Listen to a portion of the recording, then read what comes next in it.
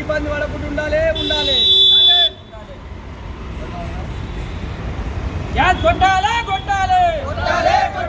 Gas కొట్టాలి సాగున్నా కొట్టలేదు auto driver తక్షణం కాంగ్రెస్ ప్రభుత్వం అర్థం చేసుకోవాలి. తక్షణం న్యాయం జరగాలి. నీకు చేత కానప్పుడు తెప్పించుకోకూడదు.